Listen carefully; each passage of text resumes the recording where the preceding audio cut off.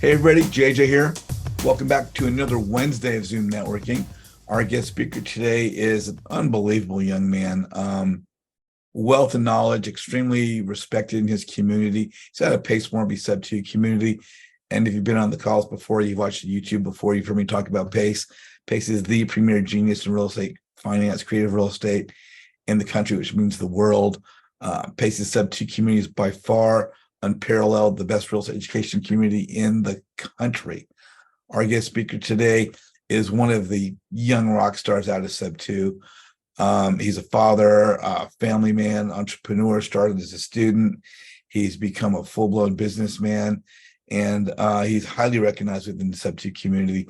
My good friend, Mr. Caleb Christopher. Caleb, how you doing, brother? Fantastic. Thank you for having me on. Hey, yeah, thank you. Thank you. You know, we took a little while to connect, and we did, and I want to thank you for being here. Hey, for those that don't know you, what part of the country are you located in? Basement in Kansas. Kansas City, on the Kansas side. Oh, that's cool. That's cool. And so we met through Sub 2. You're in that community. Is real estate something that you did were exposed to early? Were your family doing it? Did you see it as part of your growing up? And if not, what were you doing maybe in your teens? Were you just playing sports or going to school? And what happened in your 20s? What's your progression earlier that some of the younger people maybe watching would go, oh my gosh, I'm doing the same thing, or he started just like I did?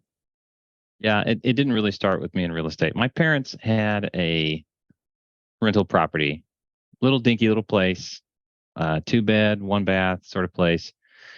And it was for them, it was just like, hey, we have a paid off asset it wasn't really a moneymaker for them, wasn't their goal. They just wanted something that had equity as an emergency fallback, like a savings account. They treat it like a savings account. Or if absolutely everything fell apart, the two of them could move into this house in a crappy little neighborhood and at least have a place to be. They always treated it like that little bit of security. So real estate never was a highlight of anything growing up. I learned to work with my hands. I've always been technical, like get into the details of stuff, but I learned to work with my hands, got into construction out of high school. And so I did plenty of rehab on some pretty high end properties as a construction crew member, never union. And then I had the opportunity to go to prison. Oh my gosh. Yes. What did you But do? I got hired as a guard. There you go. Yeah. No, it was still felt like prison as a job, man. It was not that great. Spent 5.5 years as a prison guard. I learned a lot of critical communication skills there. There's some pretty high stakes conversations that you have in I, a prison setting. I bet. So leaving the prison area, now you're married. Yeah. You got a family. Were you married while you had that job, or was it after you got out of that you got married? I got married during my prison years. 5.5 years there. Got engaged after I started working there. Got married. Had my first kid while I still worked there. I feel like as a government job, those are enough to pay you to keep you there, but not to take you anywhere in life. Yeah. And that was my conclusion. I was like, I got to get out of prison. Whether I was working at a prison or any other government job, I would have been saying, I got to get out of this prison. You know what I mean? Yeah. And so I found a 4-month IT certification program, and I was like, I'm out of here. Let's do it.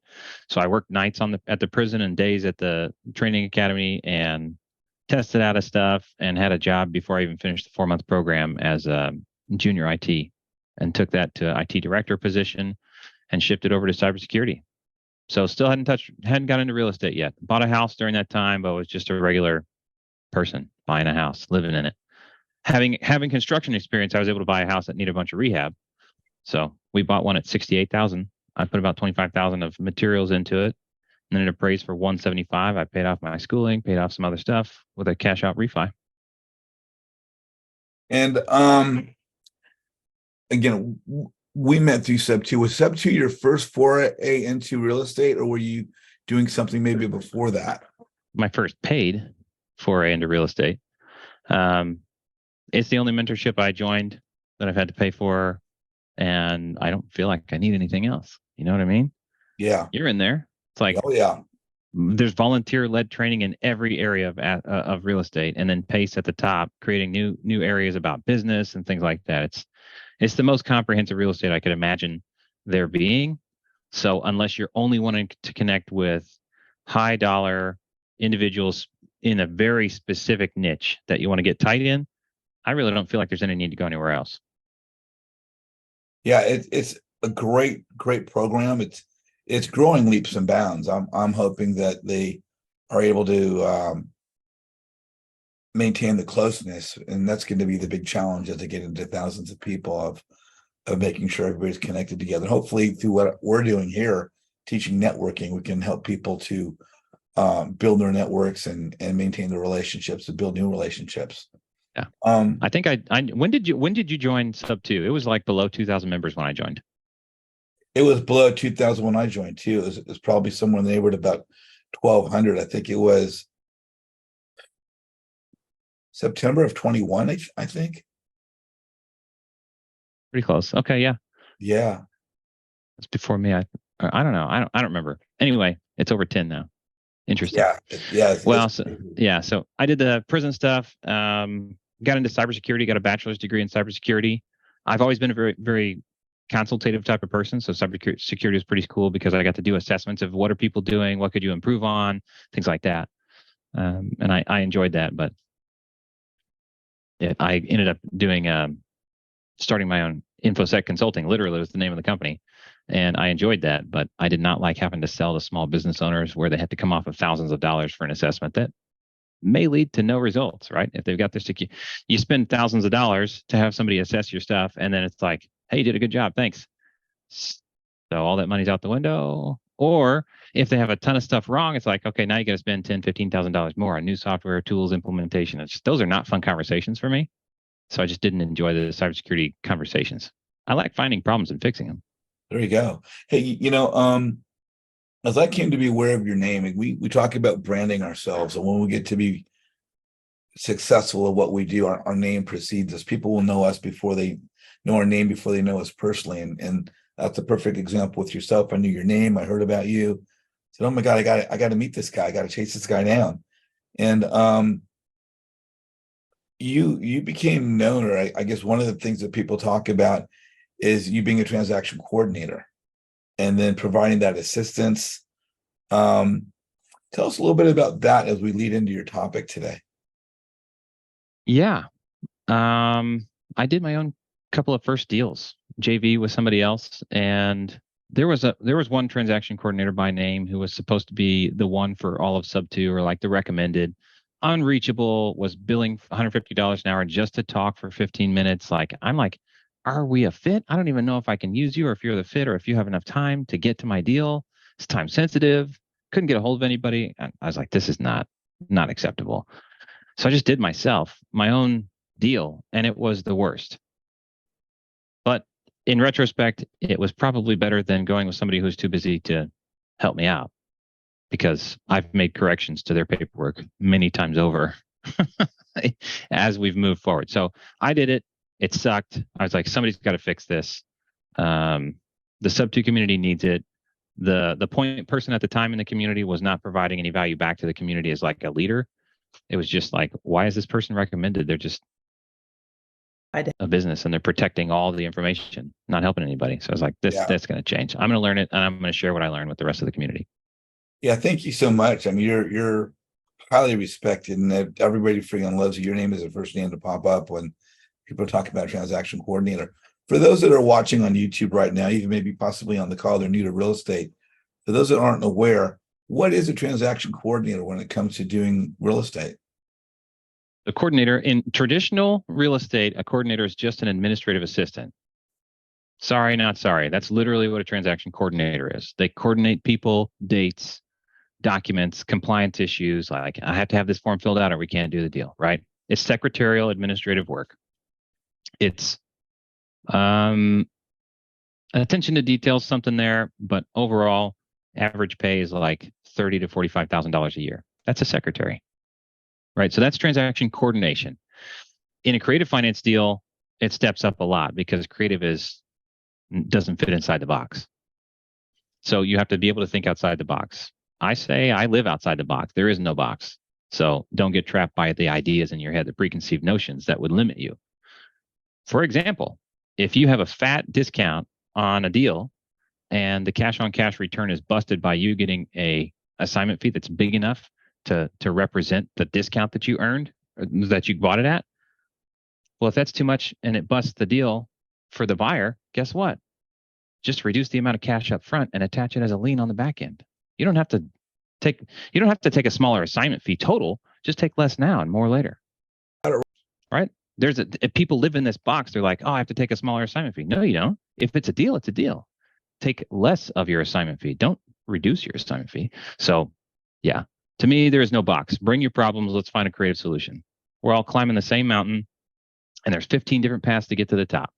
So in creative finance, it's more about the outcomes and the objectives of the parties than it is the tasks that you have to perform. So really, in a creative finance transaction, I'm going to say a transaction coordinator needs to be a transaction manager, or more like a project manager.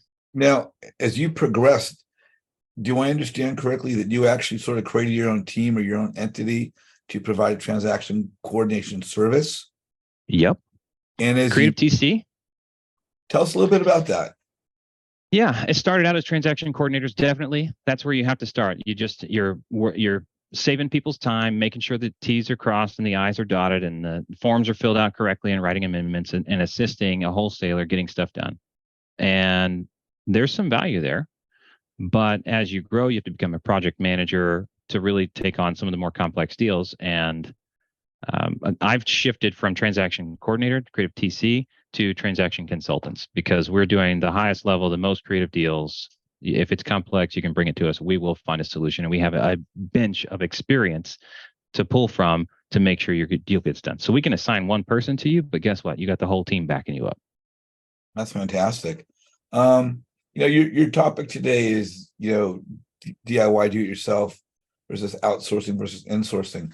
Tell us a little about that topic and how that relates to what you'd like to share with us today. Yeah, I want to bring it up in the context of business in general, and then I'll relate it to it's a problem that I'm solving right now, or I believe I've solved. We'll see. My wife brought me a note, so I'll read that in a minute. DIY, and what do we say? What's the title? DIY, outsourcing, and insourcing. Yeah. So these are progressions. Yeah, it's the progressions of maturity in your business. Any business, most people in here are either have employees or are working for themselves or starting some sort of business, right? We're all entrepreneurs here, I'm just going to assume. So I'm going to say this. In order to progress in maturity as a business, you don't have to become an enterprise, right? Most wholesale teams are not going to become enterprise. In fact, I don't think New Western. There's an enterprise level wholesale team. You know what I mean? And they have required at their level of maturity, they've decided every person that works for us is going to be a licensed real estate agent, period. End of story. We're not going to deal with compliance laws in different states. We're going to create a uniform standard. So if you don't know who New Western is, they're huge. They're a huge wholesale operation with intake for acquisitions and dispositions. Who knows New Western? That's a really good example of a very mature enterprise level wholesale team. Huge. And then you get down to the smaller teams and the solopreneurs and things like that. So to progress from where you are now to your next level, there are plateaus and glass ceilings and all the other stuff. So you start out DIY, obviously. In order to increase your output, especially if you're a service-based business, I'm a service-based business. In order to increase your output and throughput, you generally have to outsource unless you can bring somebody on internally, but that's pretty expensive. So DIY, outsource, then insource. They're levels of maturity. An enterprise does not have to pay consultants very much because they hire all their own talent. They hire and train their own talent. Everything is insourced at an enterprise. And as you progress, do we understand the little stair steps there? Yeah, again, for those that are new, could you explain the difference between outsourcing and insourcing? Yeah. Outsourcing is hiring some outsider, whether it's a business or a person or a contractor individually. Oh, let's look at tile. I can put tile on a floor and I can do a pretty good job, but I'm slow. So I can outsource that to somebody else. Or I could pay somebody that doesn't know how to tile and I can train them how to do tile and then they can do all the tile work for me. So if I had if I had a portfolio of 20 rental properties, it might be more profitable for me to find some 18-year-old kid and say, let me teach you how to tile. And then I'm going to pay you pretty good to tile all 20 of my houses, all the kitchens, all the bathrooms, just one per week. Rock and roll, baby. Let's do it. But I have to hire that person directly. I have to pay them directly. I have to train them. I'm responsible for tasking them, supervising them, all those things. That's insourcing. Outsourcing is, hey, you're a contractor. You do tile. How much will you charge for this? I want it to look like this. Make it so, and charge me your rate. Right? There It's you going to be go. more expensive. It's way less work for me. That's the difference between the two. But as you built your business and Creative TC, I suppose at one point in time you were wearing all the hats. And Oh yeah. how did the growth of your company go from where you were the only person doing it all yourself to where you are today? Were you first outsourcing and then insourcing and building your team from within? Is that how you kind of built your I'm still in company? the progression, man. I've still got a mix. So I started out solo, brought somebody on fairly quick at a flat hourly rate just to be an assistant and help me get through stuff. So I insourced immediately was my first step. That's expensive, but I had enough business because my name preceded me. I had enough business coming in to keep the both of us busy. So that was good.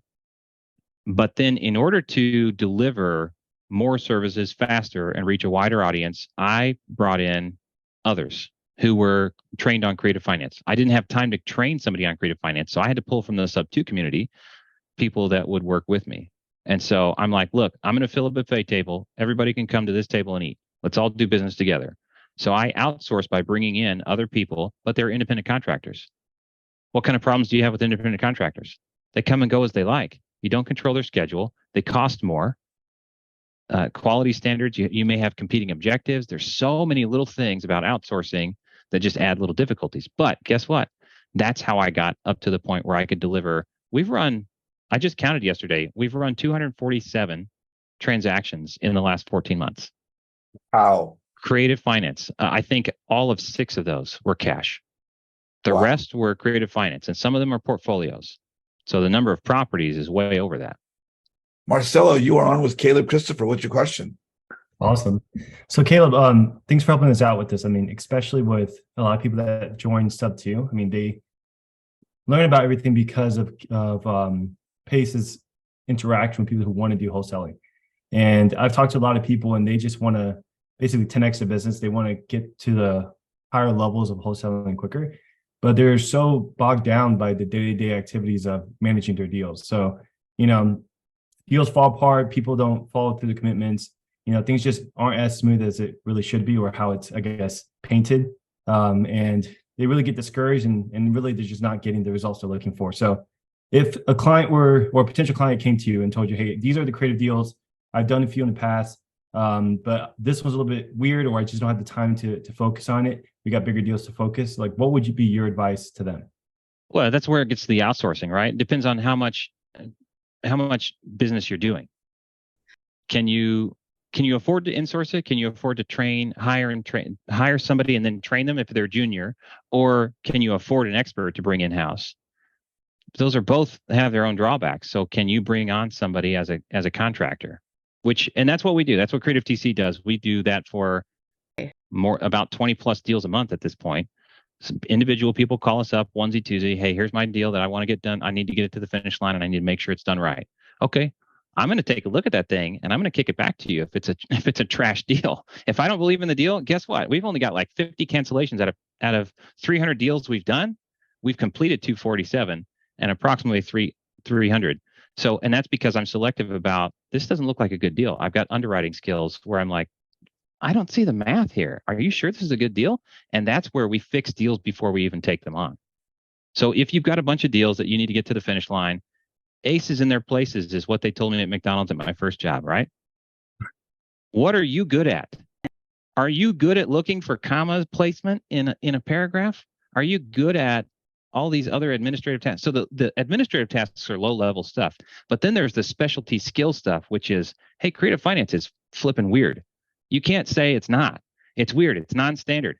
And so now you're dealing in this specialty area. Are you an expert in analyzing the deals and making sure that title companies understand what has to happen, buyers and sellers understand the process and sign the right documents?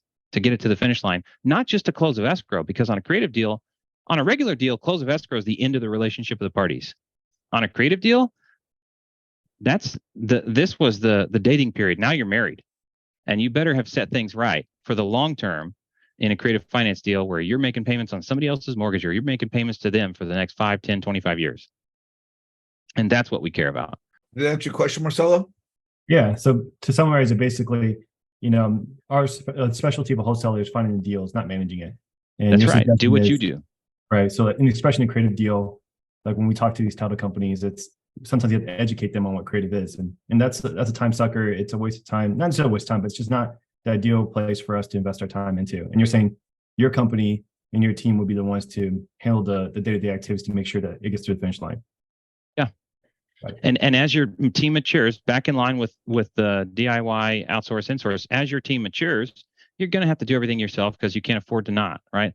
But as you grow, you're going to engage the outsourcing. And if you get big enough, then you'll start hiring in. And it's usually a blend from this to this, and then another blend from here to here. So what's like the minimum amount of deals that the typical wholesaler, I guess, does creatively before they reach out to you? Well, as soon as they have one, they can take us on, but that's the full price contractor rate. That's where it's not as cheap, but at least it gets you to focus on your specialty, which is getting more deals. Right. Because we'll spend anywhere from 8 to 16 hours on a single creative finance deal. I promise. If you're getting all the way through, they can take quite a bit of time. Right. But once you get to about 5 deals a month consistently, we can enter into a new agreement where you have a fixed rate, almost like an employee, but it's my person trained by me, embedded in your team, working along with your team to get stuff done. And it's a significantly reduced cost because it's a smoother operation because we're doing this. You got the same dedicated person doing the same sort of thing, working with you on your deals consistently. Right. And every deal is different, right? Especially creative. So it's not as simple as, doing the same thing over and over again. You really got to focus on deal. Gotcha. Yeah. Okay. Yeah, that's answered my question. Thank you for that. Thank you so much, Marcelo. So, Caleb, let's get back to the topic of DIY versus out and insourcing. Yeah. I think I've been learning this, and I want to share what I've learned with you. If you guys have ever read Extreme Ownership, it's a fantastic book, and you already know that. If you haven't read it, you probably need to go read it. It is a fantastic book. And as a business owner, you need to take this tack that I'm accountable for everything that happens. If you're looking at why your business isn't doing whatever it is, and your default assumption is there's an outside problem, there's an external problem, you're wrong. Unless you luck into a solution, you are the problem in that case. If you look at it as I'm accountable for everything in my business, and I've got plenty of things that I've failed on, right? I'm not growing because of my own problems, because of things I've failed to acknowledge or realize or whatever. But if I look at every problem with, okay, I'm accountable for this. What have I done wrong? Or what have I failed to do? How does it get fixed? That's taking accountability for everything, extreme ownership of everything. And so I'm going to go ahead and say, listen, you are the problem in your own business. It's that simple. And there are only 3 reasons why you're stuck. There's only 3 potential problems.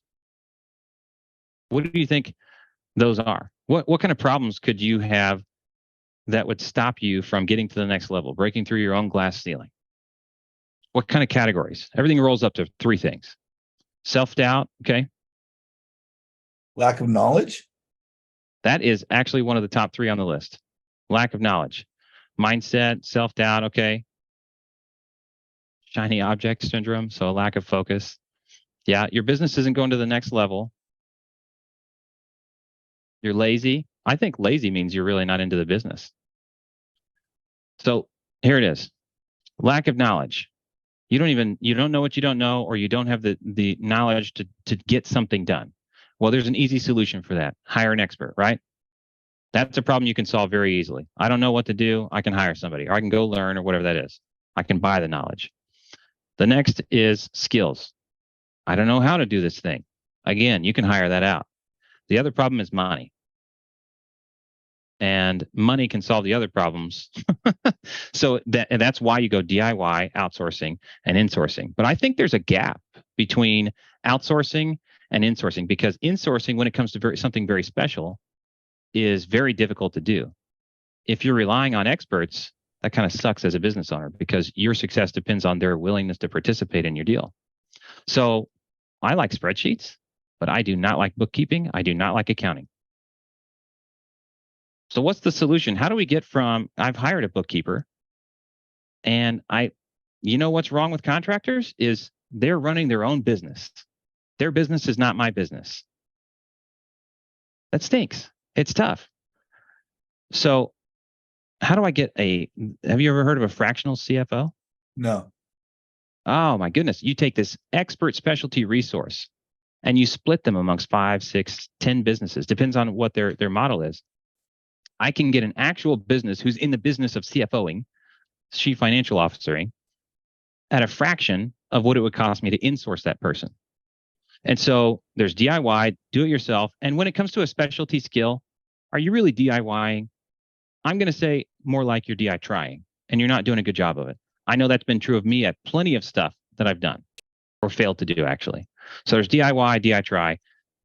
There's outsourcing. It's expensive. You have to manage contractors. You're not in full control. And then there's insourcing, but that's expensive. And there's this gap right here. And I want to fill that gap.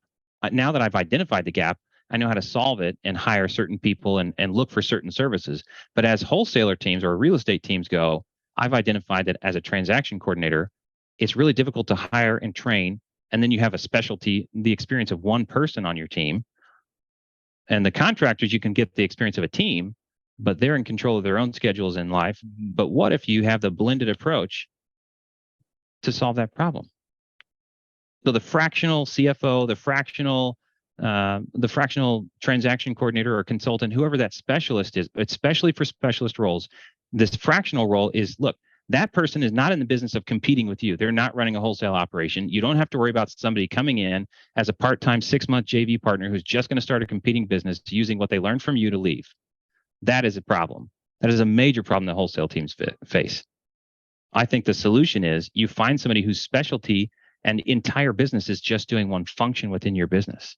And you hire that person on a fractional basis to do that thing. And they're not going to compete with you. Your success is their success. The more business you do, the more they have to do. That is a symbiotic relationship where you grow together. And you don't have to skip all the way to hiring and training an expert and then worry about retention.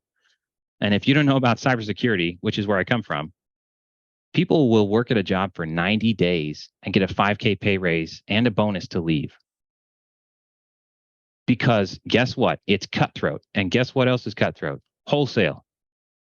Oh, if you've worked at 5 other wholesalers, how are they doing stuff? What systems are they using? Yeah, I'd pay you an extra $1,000. Come on over here. Totally. It's like employees in cybersecurity are like pinball machines. And they make more every time they bounce off a wall. It's crazy. And the same can be true of people that work for you as a wholesaler. Very dangerous. Lauren Parker, you're on with Caleb Christopher. What's your question? Hi there. Hi, Caleb. Hi, JJ. Nice to meet you. Nice to meet you too. So from listening to what you were talking about a little bit earlier, it almost sounds like I need to bring my deal to you as soon as possible, not once it's in escrow. Obviously, I don't want to bring you something that's not under contract. So I'm using, the recommended contracts. But at what point, I'm trying to answer this for you. At what point do you want us to bring those deals to you? So 2 start points. You can either start when you've got a verbal agreement and you want assistance right in the contract. We've got a consult service like this is how I would write it if it was my deal. You can do that. And that's a standalone, which then nicely goes right into the next stage. So if you get it signed, whether with us or you go do it yourself, and then you bring us the signed contract, I would like to be the one to go open escrow. And I would prefer that when you choose an escrow or title company, you leave that to be selected by buyer. If you're the buyer, I want you to have the right that you then hand to me so that I can go pick the title company. Because guess what? Not every company is very good at creative deals. And some of them will reject certain deals that others will not. So if you've gotten yourself into a very specific niche, I might have to find a very specific title company to solve that problem. And if you're like, oh, I love using this title company. Okay, cool. But they don't know how to handle that. So the earlier, the better. I would like to be the one to select the title company. Perfect. That's what I need to know. Thank you. Thank you. Lauren, thank you so much for joining us today. Miss Sherry Lash, you are on with Caleb Christopher. What's your question? Hi, let me lower my hand. Hey, Caleb, nice to meet you finally. Yeah, I've seen your name around. Yeah. So going back to what you were saying about the do it yourself and do it your training, I've gotten stuck in that little scenario. You know, we've been taught in the Sub 2 community to collaborate over competition, but sometimes it just gets stupid. I get tons of calls on people who are I want to get into real estate, and I have like 3 questions for them. What are your goals in the next 6 months? How much time do you have to put in? And how much money do you have to put in? You know, and 9 out of 10 times I waste a half a week on these people and then never hear from them again. Some of them are cool, but like you said, we know that we're going to train them and then they're going to move on. But Yeah, I feel like I'm at a point where they're not competition because they're so far behind and they're not as committed as I am. So, you know, if they're really hungry, they might, but I think 90% of the time, they're never going to pass you up in a sense of your business because they're just not, the commitment has to be there. The drive has to be there, like you said. So that's my 2 cents on that. But my question is, I don't know, I don't even know if license is the word, but do you do transactions in all 50 states or do you stick to specific areas? I am avoiding New York and New Jersey because they are a pain in the butt. Just those 2. Yep, just those 2. Okay. So Michigan, you're cool at. If I had a I love complex, Michigan. you love Michigan. Yeah, Okay. my first creative deal was in Michigan. I got paid to buy a house. Oh, Yeah, cash flows like after expenses, it cash flows like $500+ a month. yeah. I have 1 rental under my belt right now. Picked it up on 0% interest. I'm cash flowing after expenses, $545 a month. So it's awesome. Nice. Yeah, Michigan's one of those lower income that you can pick them up cheap. You know, and they rent pretty well depending on the area. So Yeah. So yeah, that was my question. Just wondering if, you know, we got to that point. Do you limit how many clients you take in, or you're taking in everybody? We filter deals, and when we start getting full, we get a little bit more picky about which deals to take on. But and I've got contractors, so I can scale outward to handle more deals total when I need to. But at some point, yeah, we hit a threshold. We can handle 30 to 40 deals a month right now, or at a Okay. time, not so much per month. Right. Okay. But on average, we're doing 20 to 30 a month. And I think you might have actually made up my contract for my seller finance deal, to be honest with you. Oh, really? Yeah, it Yes. was early on when I was in Sub 2, and you were kind of early on at that point too. And I was like, where the hell is this contract and how to fill it out? And I as I'm remembering, I think you actually said, send me the details. And I think you actually wrote the contract for me. I have written a lot. Yeah. Cool. Nice meeting you. Thank you. Too. Thank you. Jerry, thank you Yep. so much. Good to see you. Io, you are on with Caleb Christopher. What's your question? Hey, Caleb. Hey there. Thanks so much for this discussion. It's pretty timely for me. I'm just trying to figure out which path to go on with my own business right now. I was kind of introduced to maybe a false paradigm of either you have a lot of time and not a lot of money, or vice versa, a lot of money and not a lot of time. So I'm just kind of figuring it out in terms of what you're introducing as well, with this concept of kind of outsourcing, and then that other gray area of fractional services. And so my question is kind of, how do you see JV within the Sub 2 context fitting into that, either outsourcing or kind of fractional? Yeah. And then what have you seen in having that conversation? I approach this conversation with so many people, and it's like every conversation is so vastly different. Do you have some suggestions on how to have a really productive like conversation around JVing that it makes it very clear what the arrangement is and what the commitment is? Yeah. So we have so Sean St. Clair in Sub 2, the attorney, he set out a base document for JVs, which was pretty good. I made some changes. I was maintaining the Sub2 library. Just FYI, anybody who's got access to that, everything's being reverted back to Sean Sinclair's base original documents. So if you want the embedded fractional TC, we've still got my paperwork, but my paperwork is like modified from the attorney original version, so it's not officially approved. Just so you know, JV is just a form of outsourcing, right? You're partnering with somebody to provide something that you don't have, whether it's knowledge, skills, or money. It's those three things. Knowledge, skills, and money are the problems in your business that keep you from getting to the next level. A partner is a form of outsourcing. They may not require payment up front. They solve one or more of those problems, and they get paid in some other fashion. It's usually a delayed payment or a shared payment that's contingent upon the success of the deal. So it's like taking an attorney on contingency payment rather than by the hour. And so, I'm charging by the hour, by the deal, whatever, to do what I do. And I'm not a JV partner. If I was a JV partner, I'd be asking for more because now I'm on a contingency factor. If this doesn't succeed, I get nothing. I want a chunk of that deal. Otherwise, for a flat rate, that's my price. You see the difference there as an external service provider versus a partner. Mm-hmm.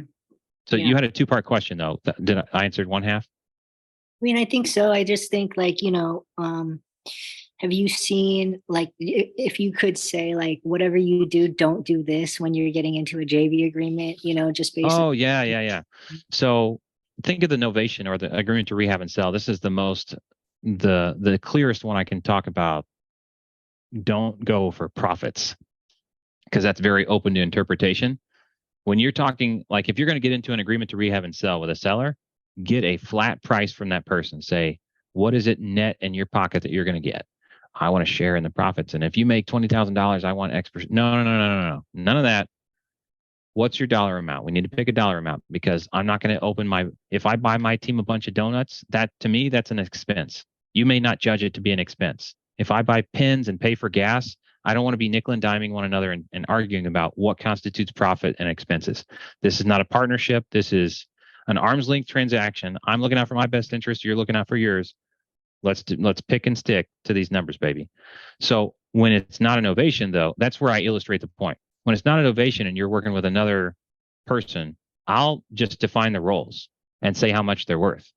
So for me, unless we have a reason to change it, my defaults are acquisition or lead generation is, I'm going to call 34%. Closing is 33%, and disposition is 33%. Change them as you like, but let's just look at it. There's three major roles in a wholesale transaction: lead generation and management, then closing, and then dispositions. So if you can do one and I can do two, guess what? I'm getting 66% of the deal. If you can do two and you have to turn to me for one, I'm going to get 33 or up to 50. I know some JV people for dispo that charge 50%. Mm-hmm. So where do you fit underwriting and TC in those three categories? Underwriting would be part of the acquisitions, part of closing. Underwriting is part of closing. You manage the lead until it's ready to close. The underwriter confirms the numbers and locks it in. Now, if you're subdividing roles, then you got to figure out how to handle that. But that's where you get, like, here's the baseline, 34, 33, 33, and let's give me a good reason to make it change, right? I'll take less than 33 or I'll take more than 33, depending on how much roles I play there.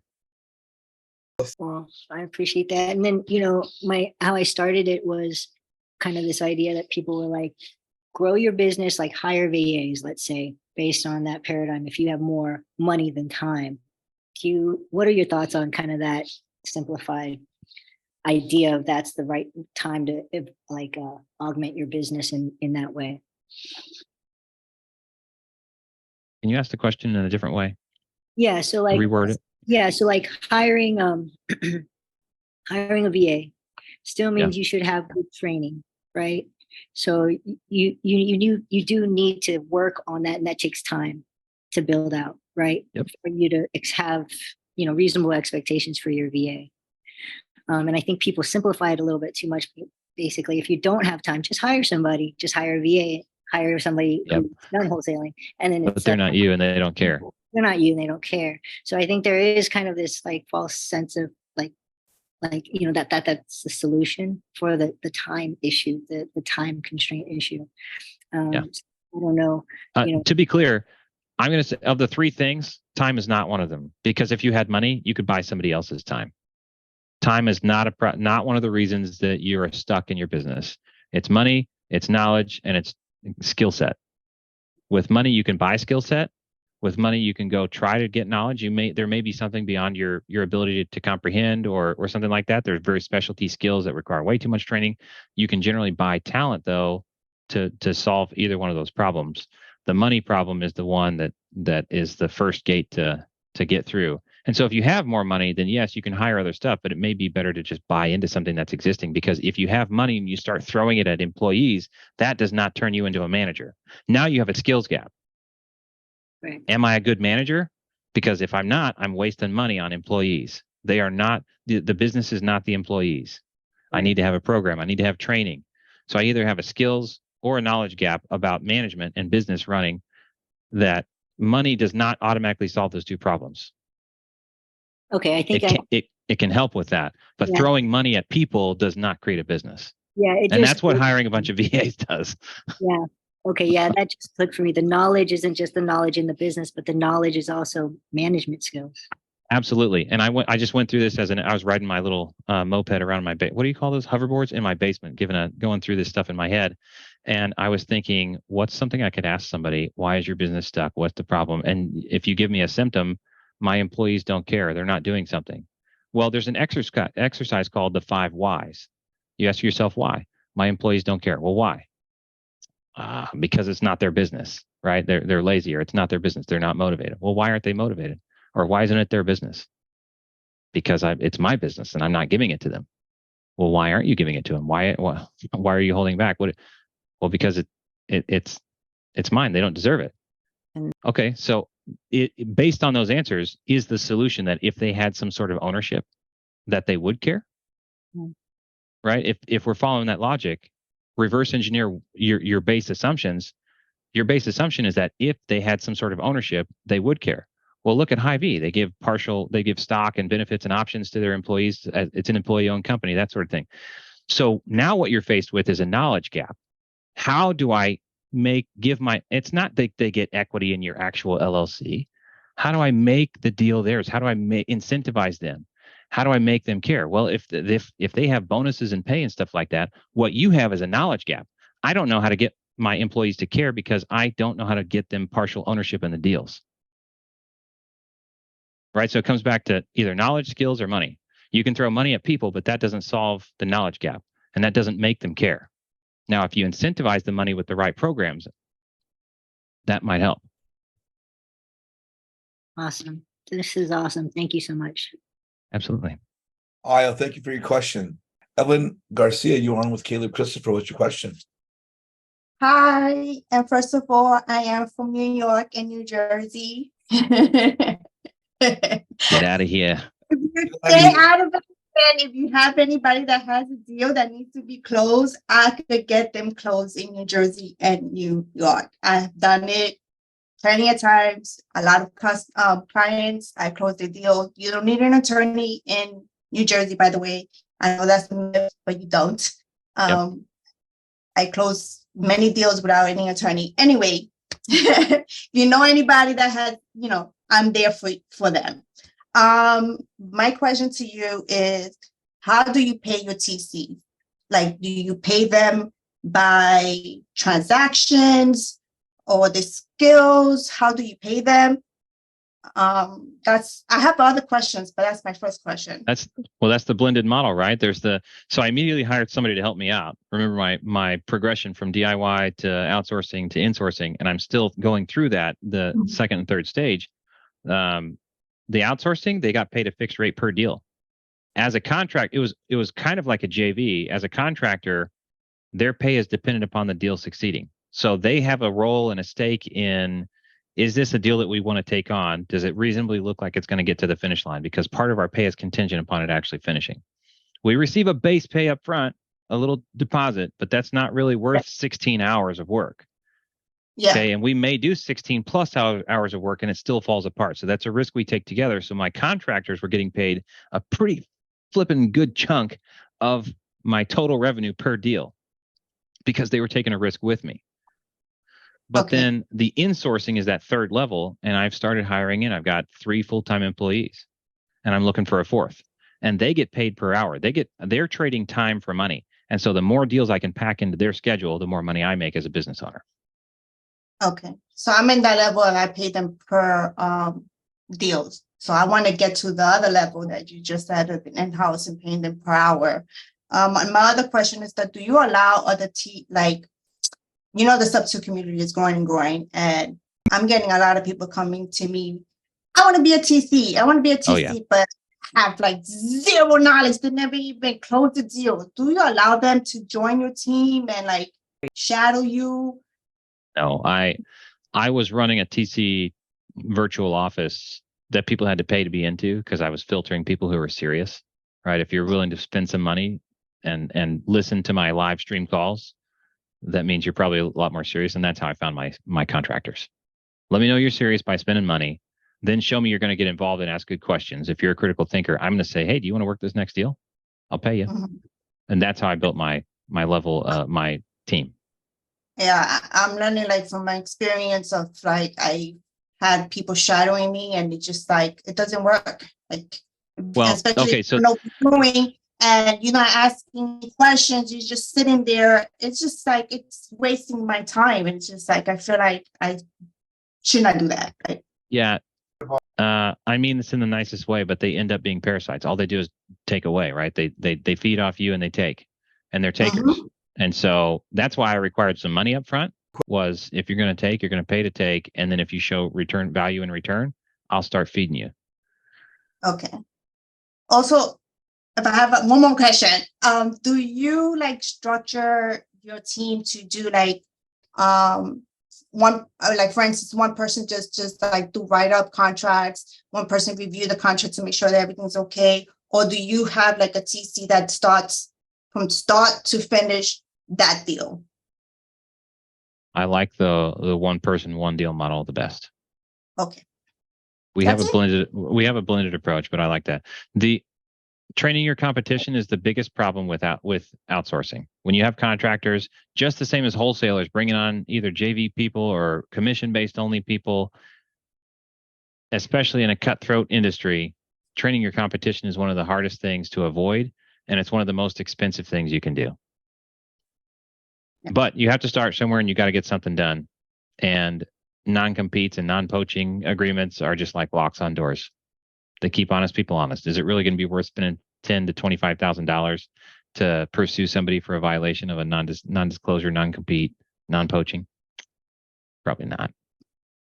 Caleb, we're going to wrap up now, but before we do, a couple things I wanted to ask you. If someone wants to get in touch with you, maybe are you coaching? Are you training? You said you might be bringing new people on, looking for somebody else. How would someone contact you if they wanted to be considered? If they have any questions, what's the best way for people to reach you? My website, creativetc.io. You can find free 15-minute bookings to kind of do a little discovery call. Where's the best way to, what is it you're trying to accomplish? creativetc.io. Follow me on Instagram. I don't do DMs very well. I get too many I can't keep up with, but I put out a lot of content about real estate on Instagram and YouTube. And I've been working on a worksheet for this outsourcing versus insourcing versus like staff augmentation idea.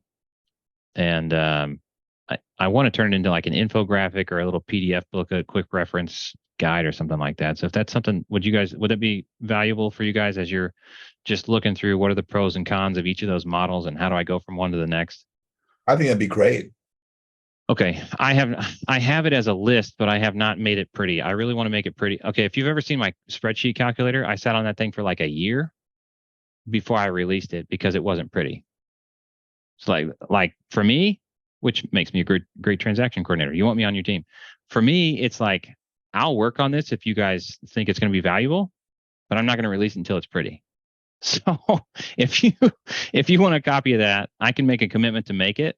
And we just made a little form to get signed up for that. And I'll send it out to anybody. That JV contract. Now that JV contract, are you in sub 2? That thing was limited to sub 2 people. That's covered by NDA. Gator. Do they have it in Gator? I don't know. contact me, reach out to me, and we'll get that. My email, cchristopher@creativetc.io. But I would rather, honestly, I'm going to be slow to responding because I get a lot of direct communications. Yeah, so if you email my team, I have a team for a reason. They answer questions. I've trained them. They understand just about everything, right? So you get the bench of experience by working with the team, and then things escalate to me. And I'd love to work with you on a deal if you've got something. I do JV closers stuff, right? So if you have a deal that's almost at the finish line, you don't know how to get it right there. That was my bread and butter before I started this transaction coordination company. And the whole reason I started transaction coordination company was because it flipping sucked to do it myself, and I knew other people needed it. And here we are. We had another question pop into the chat. I think you might have just mentioned this. What's the best email to reach your team? support@creativetc.io. Perfect. Yeah. Or just to book a call from the site. Okay. And my last question to you. My group's a networking group, and I always talk about the importance of networking, building relationships. With your experience, you're extremely experienced, and you've worked with many, many people. Whether one is a brand new investor to the education communities that have Facebook groups, because every education community has a Facebook group for their membership.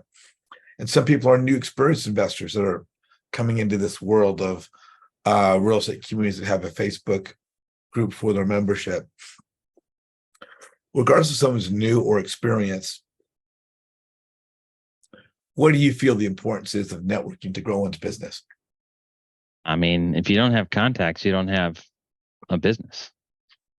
You're either buying or selling or working together on things, and you build a team of experts through your contacts. What do they say? Your network is your net worth is your network, and it's true, Yeah. especially in real estate. Like, look, we've got somebody specialized in New York and New Jersey. That's a niche that I am actively avoiding. Right now, I can turn to somebody and say, "Hey, somebody just brought this in. You want it?"